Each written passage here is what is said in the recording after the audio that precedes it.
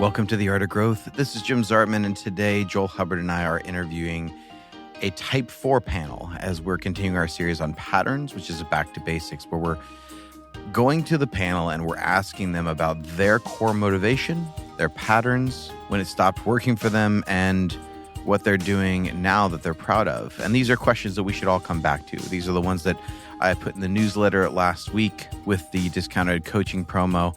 And so if you're not subscribed to our newsletter, you can do that at theartofgrowth.org. And that's also the place to contact us about coaching for your organization or take a free instincts test or Enneagram test there as well. And if you need to reach out to us about anything, you can do that at theartofgrowth.org. But for now, let's jump in with our Type 4 panel as they are describing in their own words what is at the very heart of the Enneagram, which is their core motivation, the pattern for getting our needs met, and a reminder that needs are neutral. They are not negative or positive, regardless of how much we might judge ourselves for them.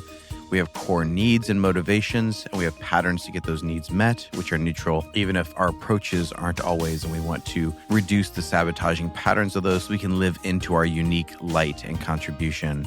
And as you fours know, that longing for significance. So let's jump in with our 4 panel now. All right. Well, welcome everyone to the Type 4 Patterns podcast. I'm super excited to be with each of you and looking forward to having this conversation. Would you begin by introducing yourself and tell us where you're from? I'm Gingy. I was born in Connecticut, but I currently live in Marietta. I grew up in Atlanta, and I've been married for 35 years and have 3 boys. Sweet. As for me, I'm Louis. Was born and raised in France. I'm Brenda, born in Korea. A long story, but we'll make it short. A challenge for me. But I'm currently coming from Charleston, South Carolina. Very good. All right. Well, we're going to be talking about patterns, the pattern of the type. And the reason for that is because one of our friends who's been following us for a while reached out and said, hey, you guys always talk about the core motivation. And then you talk about the pattern of the type. Could you explain the relationship between the two? What are they? And how does it look from type to type? And so we thought, well, let's ask you, because you know better than we do what it is like being in your skin. And so let's begin by having you define the way you would define the core motivation. So for everyone who's listening, core motivation tends to be that short description at the top of most descriptions of types. And it starts out with something like, for the Type 4, the core motivation or core need or core wound or pain, however it's languaged, is there's something missing or incomplete within the type.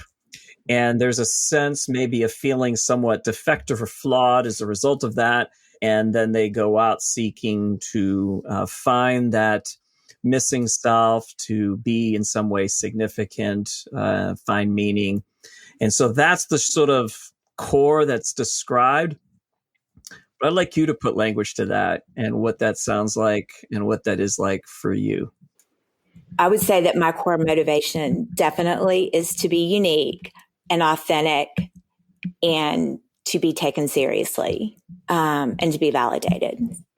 Yeah. Well, thank you. That's very helpful. And I like how you put it into your own words, and what that means to you personally. So thank you. So the way I describe it in my own words, I'd say is, for me, the core motivation is all about restoring a sense of fullness, of connection, of rightness, with the underlying feeling that it's been lost somehow, but that I did at some point in time know the color, the taste of it. It's very familiar to me. Yeah. But it's also very obvious to me that it is not there at any given time. Yes. I love how you put that. There's a sense at which we have all, I think, can relate to that. All 9 types can relate to. There's something of a feeling that's familiar to it, and yet we've lost it. So, yeah, beautiful. My core motivation is to matter, to have depth, and same as Louis. Somehow I know that I touched it, and I sometimes do touch that, but I don't go about it in a way that's necessarily good. Oftentimes, it kind of gets stuck, if you will. Yeah. Well, I really appreciate that you did not try to go further than that, because it's so often we're trying to make sense of that. What is that thing that I'm feeling internally, and trying to put words to it? And so we do our best to explain it, but then going beyond that tends to get into all sorts of other things that we're trying to say about this core pain, this existential hole that all of us have. All right. So now the question is then, what forms is from that starting point at an early age, we have this experience. What becomes the sort of habit or pattern or strategy, however you prefer, whatever word you prefer. Strategy feels very intentional for some, but the pattern is sort of like, what do you do as a means to getting that core need met? That sort of ache, that pain, that something's missing, something's not quite right. So if you can think back and reflect, what is that pattern that has been fairly consistent throughout your life that you have found yourself falling into as a means to trying to get that need met? I would say that growing up, I was adopted when I was little. And so when I was about 5, I had a friend to tell me that was bad, that, I wasn't wanted. So that stuck with me. And it was, for me, something I needed to hide. But as I would look around in my 4-ness, I didn't know about 4s then, I really felt like I was missing something everybody else had. And so I developed several patterns. Definitely in the codependent realm, I became very anxious, kind of in fight or flight. Somebody would find out, and that if they found out, they would know that I was shameful and not good enough or something. So I would try very hard to achieve in whatever I was doing. And this is early adulthood. I really can't remember what I did as a teenager. I think I repressed a lot of feelings, but I would just try really hard to achieve. I tried to become a really good listener so that I enjoyed listening, but so I could divert conversation and it would never go back to me and I wouldn't have to tell anybody I was adopted. And I feel like it just all came to roost in my mid-30s. And I thought, can't carry this anymore. Who cares if I'm adopted? Because I couldn't be authentic. And it was just like I was carrying around this huge rock. I couldn't be authentic. I couldn't be myself. I was just trying to mask into whoever I felt like seemed like they had it all together.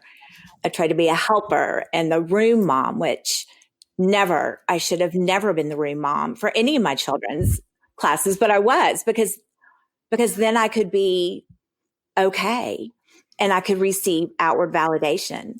But yeah, in my 30s, I remember I was an administrator in a Bible study and I was walking down the hall and I thought, I'm not keeping it a secret anymore. It's not that big of a deal and it is who I am. And that acceptance was very freeing for me. Thank you. Yeah. There's a sense of being both othered, like you're on the outside of something, and at the same time a desire to have some meaning and significance and to stand out. So I like that juxtaposition that's happening there, how you're explaining that, and sort of the experience of the pain of not being able to really handle both, effectively. Like, how do I do both? The wanting to stand out, wanting to have meaning, wanting to have significance, but at the same time, not feeling so othered in the process. Right. And feeling like maybe it wasn't okay. Yeah. So I'd say in terms of pattern, the biggest thing that comes to my mind is the focus on whatever is lacking in a very logical sense, since this all begins with this feeling of there being not enough, be it in myself or in the world around me. I have this, I now believe, false idea that by diving deep into that sense of lack, if I dive deep enough, I'm somehow going to push through and fill it up. How that shows up is that I'm hyper aware of anything that is missing, especially centering on relationships, on the quality of the connection I have with myself, with other people, with my environment at any given time. It is very centered inwards because I am hyper aware of my own dysfunction, and I tend to hyper focus on it. In the functional sense, that's great because it's an incredible starting point for improvement. But it honestly led to a lot of beautiful things in my life. The problem is that in this strategy, I want to generate the intensity that is lacking while engulfing myself in that sense of lack. I don't know if this is concrete enough, but what I mean is that I am digging myself into a hole that is deeper and deeper instead of realizing that I need to get out of it, that I need to go take a walk in the sunshine to fill up on good emotions, on great connections, on beautiful relationships. And the thing I would maybe add relating to uniqueness is that there's this love-hate relationship with this sense of being especially flawed and dysfunctional, because I tend to alternate between feeling like that makes me the most dysfunctional person on earth and making me feel like, yeah, but I am flawed in such a unique way that my light is bound to also shine through in a way that is profoundly unique. And if I'm completely honest with myself, I'm not willing to let that go.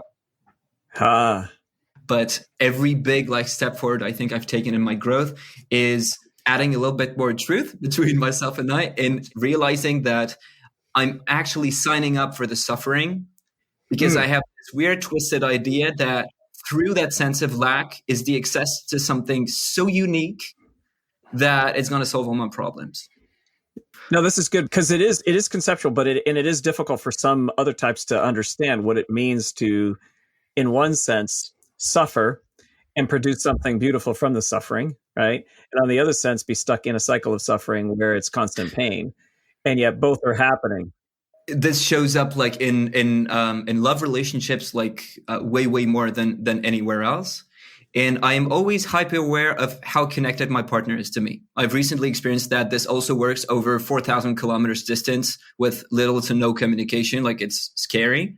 And by focusing on that lack, on that person being unavailable for the day, for example, I have this weirdly held belief that I'm going to make the relationship better. For instance, the story I tell myself is, oh, this is a great way for me to work on being more autonomous, being more independent. And I just forget that the way out is to step out of that space completely and go fill that gap with something else. But talking to other people, for example, that's how I can kind of get stuck in that intention, which is originally good to fill up that sense of emptiness.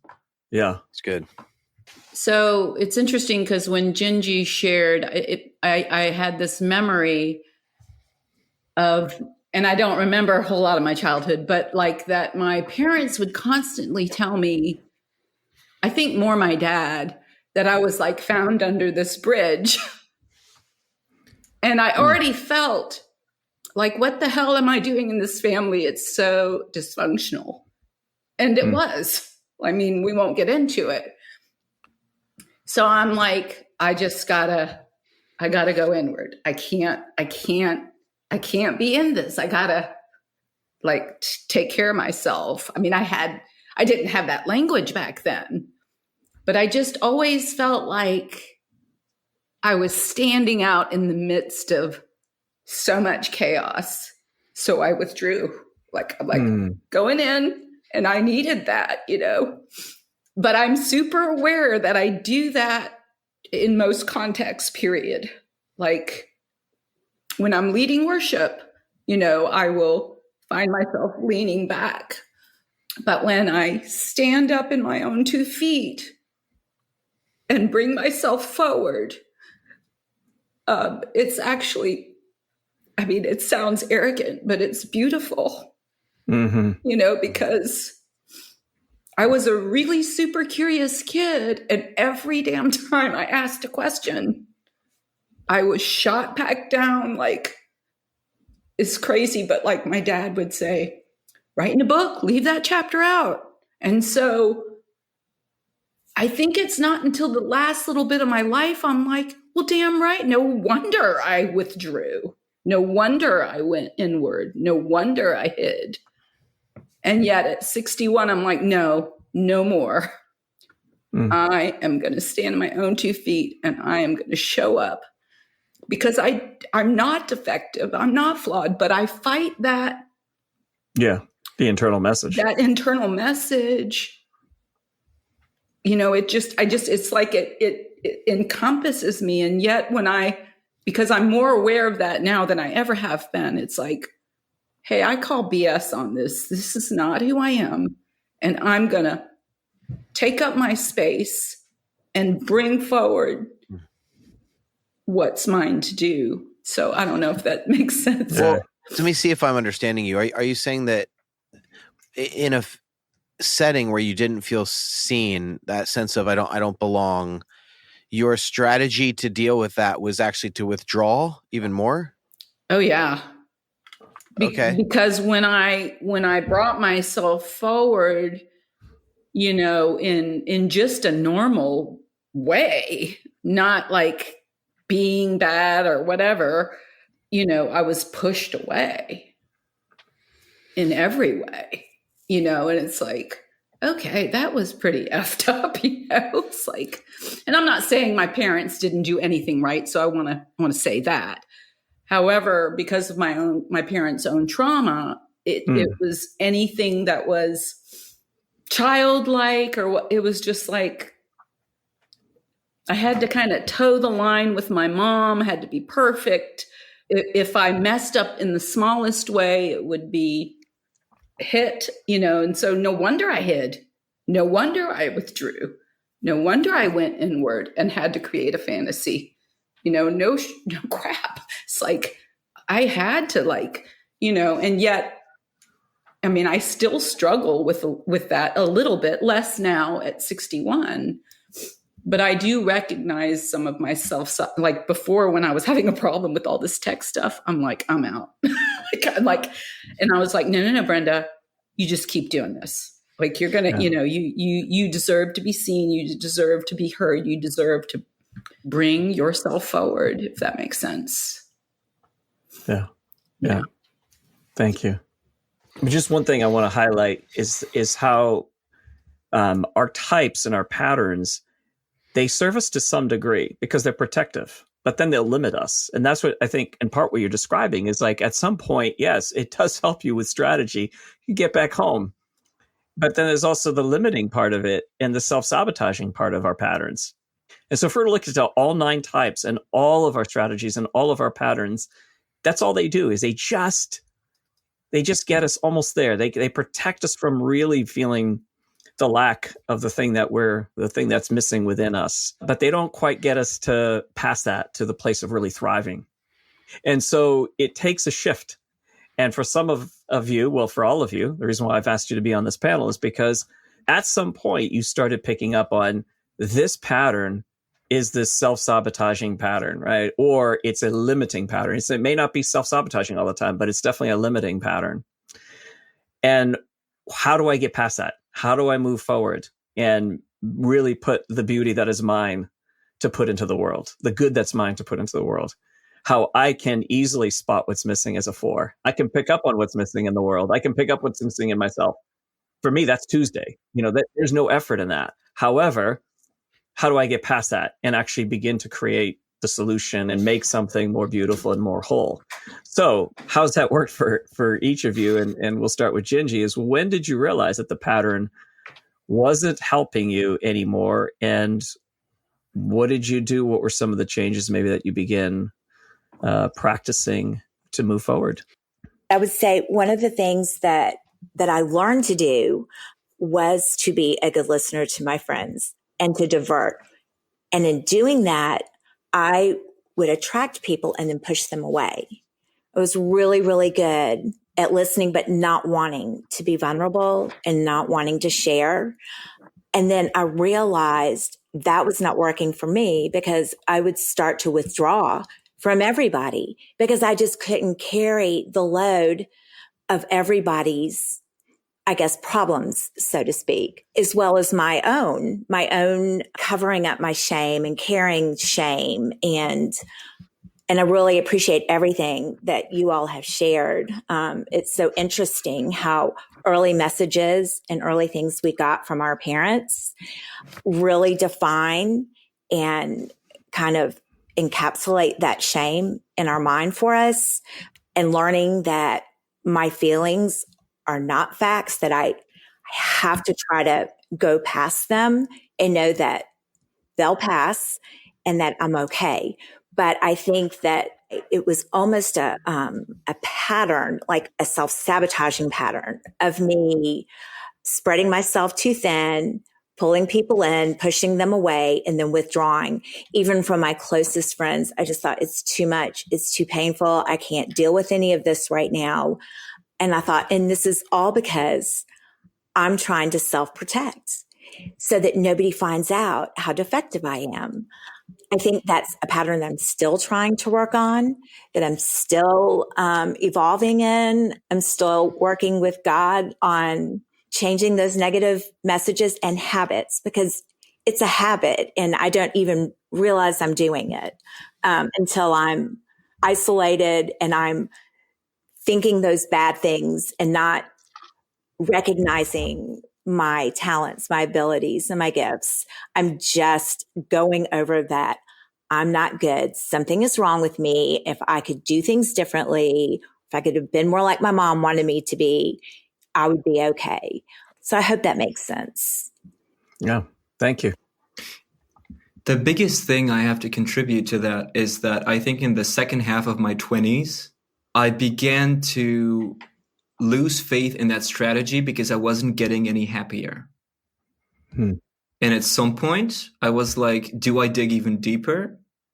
Or do I just accept that this isn't working out for me? And again, this isn't actually that conscious of a choice because it's sort of happening, right?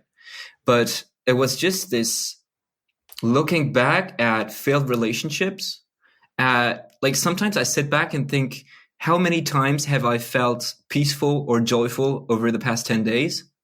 And when the answer is like close to none, I'm like, okay, it's probably an opportunity to change something here. So on a very concrete level, I'd say that's really the baseline.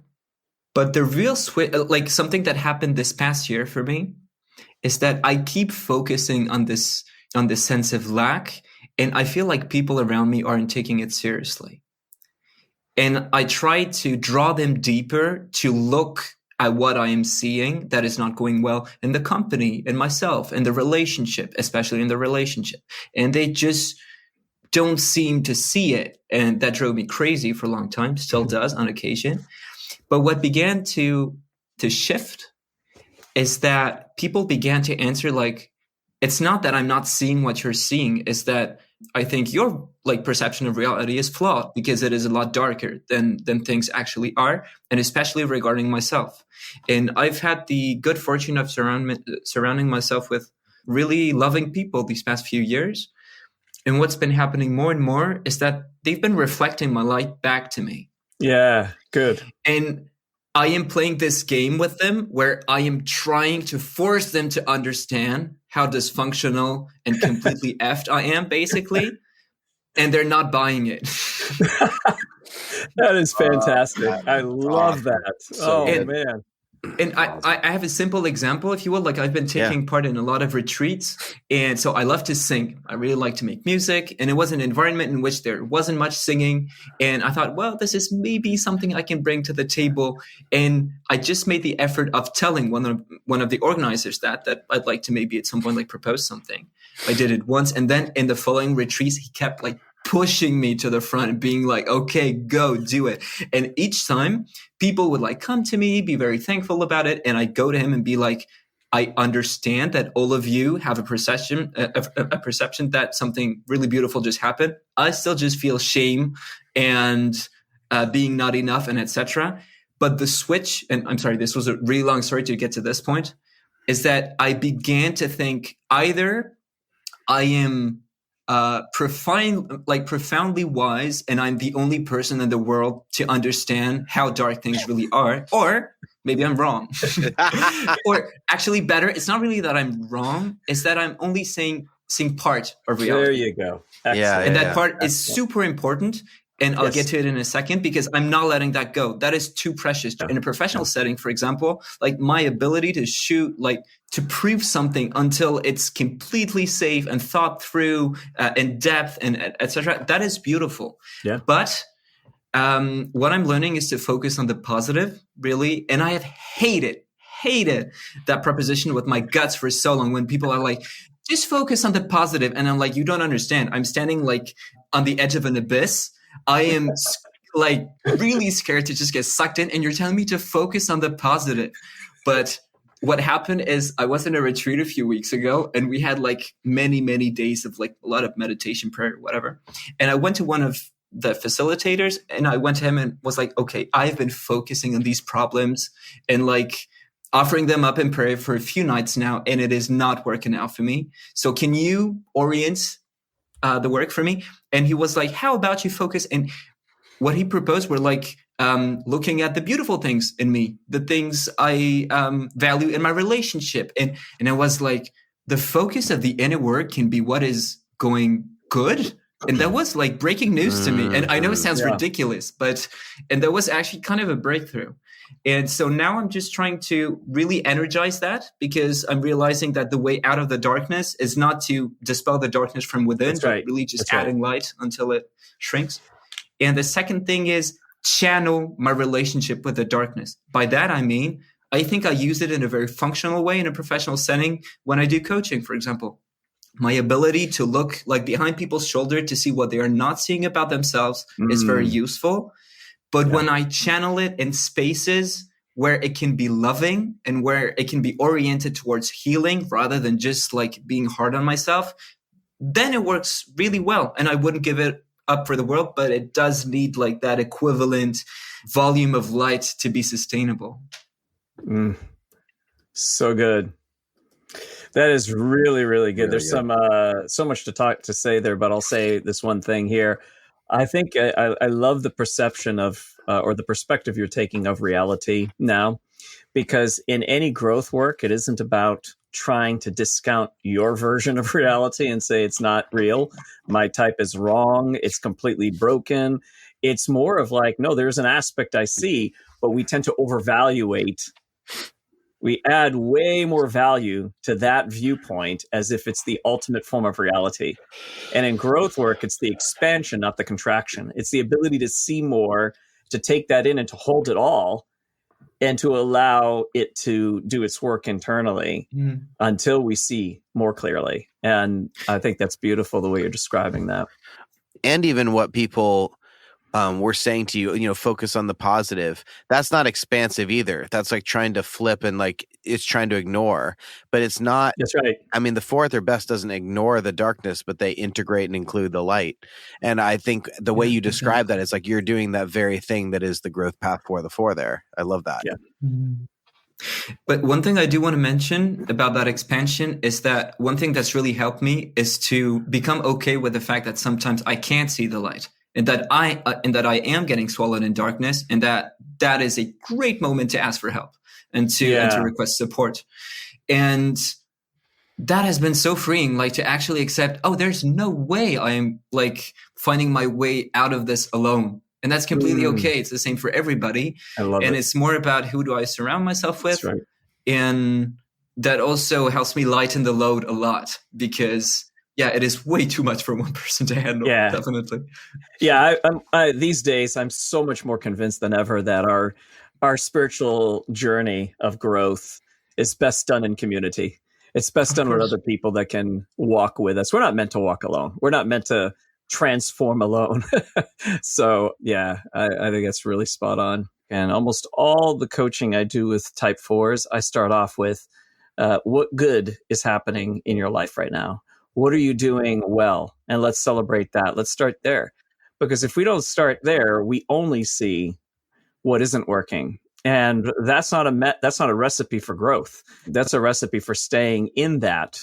I've said before, the continuum of failure is different than the continuum of success. They're not in the same place.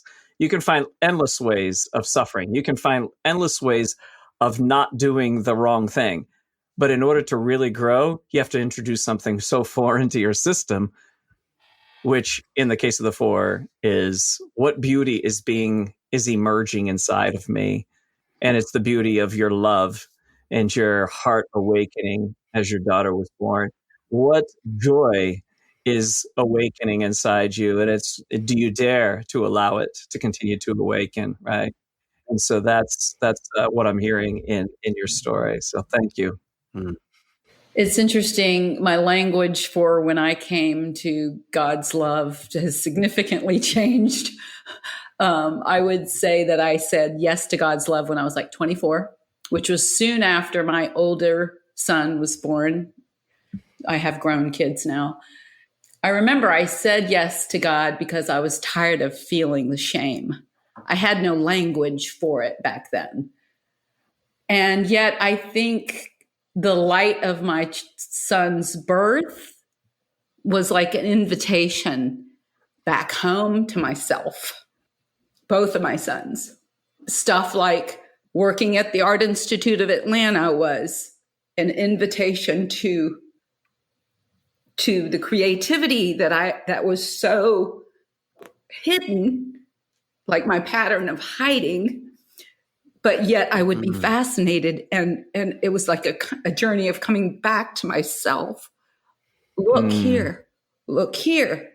Like when I would be jogging, I would see the jewel, like the beauty in the snow that would just like jump out at me like jewels. And I would be like, because I was that person, like some of you have said, that was numbed. I had so much feeling, and yet I had pushed it.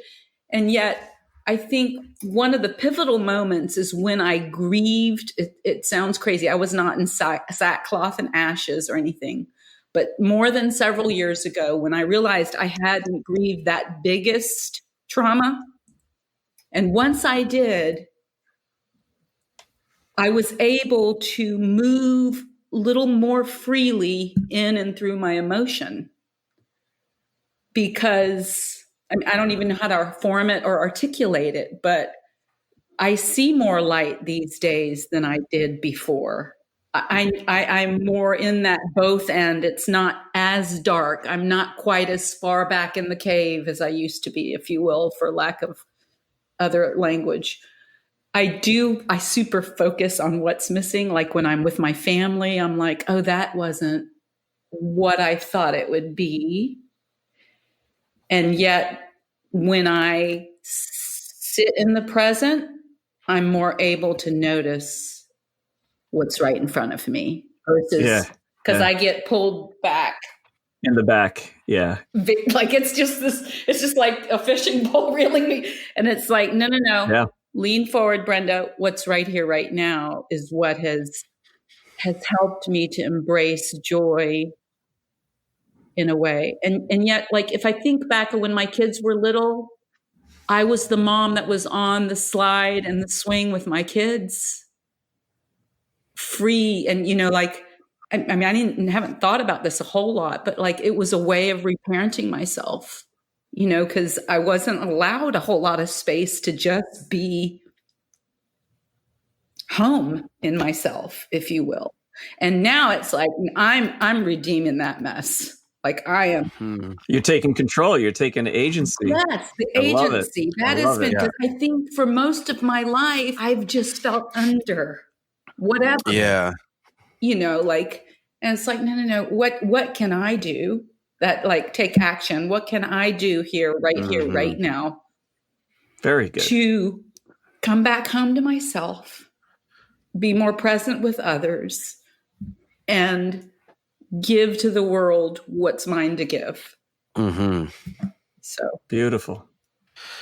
You bring a really good point that I've heard other FOIs talk about in their growth journey, which is that shift from, life is happening to me to I'm an active participant. I'm making life happen. There's things that are happening for me, and there are things that I am actually stepping up and taking action in. I'm not asleep to my body anymore. I'm awakening my action center, and I'm stepping into the things to create the life that I really want. Yeah. It's so beautiful to hear the dynamic. See, 4s are made for this like variety thing, for dynamic, right? the many different experiences of life. And that's the gift. That's the beauty, right? But then you get stuck in sort of the singular thing of either total pain, or sadness, right? And not the range of that with joy. So I'm loving how the agency brings you back to the richness that you're supposed to experience as a 4, but without getting stuck in, one thing or another. Yeah. When talking about agency, I know I hear it a lot as something that is focused outwards on what my responsibility is in terms of action, what I can build, do. But I'm realizing that it's also internal, in that one of the big elements of the path forward for me is also self-care. Mm-hmm. And I thought I'd been doing it all along because I spent all of this time looking inwards and looking at the pain. And I'm like, well, for a lot of people, moving towards self-care means first being okay with looking at the pain, and I'm completely fine with that. So that's probably not an issue for me. And what I'm coming to realize is that looking at the lack of something is very, very different from holding pain.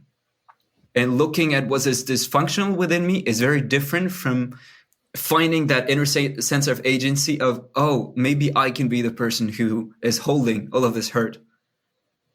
And maybe I can give myself some of the listening that I so desperately crave. True. Yeah. And I know it sounds like a little bit of a cliche, but it is extremely different, internally speaking, in terms of feeling and doing. Yeah. And most of the time, I realize that I'm not focusing on healing. I'm focusing on being the bad guy and being I really resonated, like Taylor Swift had this song out this past year, like, hi, it's me, I'm the problem, it's me. And each time I was like, oh, that is such a Forrest song. And moving from that space to, that act of reparenting internally, and actually holding that to make sure that I don't depend on anybody anymore to downregulate and then be able to go into the light. I mean, I still require support, obviously, but first relying on myself. And that is a huge step. And it's difficult to do. Like, honestly, I sucked at it these past few days. This is really reconnecting me, and I'm sure I'll do better in the couple days to come. But yeah, that agency also really works internally for me. Oh, yeah. I mean, the first right action is self-care. But what that means isn't obvious. No. Because it's different for everybody. Absolutely. Like, my last realization was that I keep talking about my emotions. It turns out that singing works like wonders for me, where speaking doesn't work at all. Because I don't really talk to myself, but I can sing to myself. And that's a whole different dynamic. That's amazing. But I am having it's such a long path to figure out, like, what is it that I need and how do I give it to myself? And it's not just an instant fix. It's a path. Not for anyone. I mean, this whole self-care thing is but I mean, I'm so glad you bring that up, because this whole self-care thing could be an entire podcast on its own, because of how many different ways all 9 types, we think that we understand what that means. Right. And we don't. And it's, what looks like, and what sometimes is viewed as self-care for another type is more like self-indulgence, and like, what is the difference between self-indulgence and self-care? And so there's so much there to be explored. But I think the agency that you're describing over that, and the ability to meet the needs that are yours to meet, right? There are needs that other people can meet, but then there are needs that are yours to meet, and distinguishing the difference between those two. And then, introjection, which is the sort of defense mechanism of the 4, which is taking in, like, I can't generate positive emotion, so I have to take it in from the external world.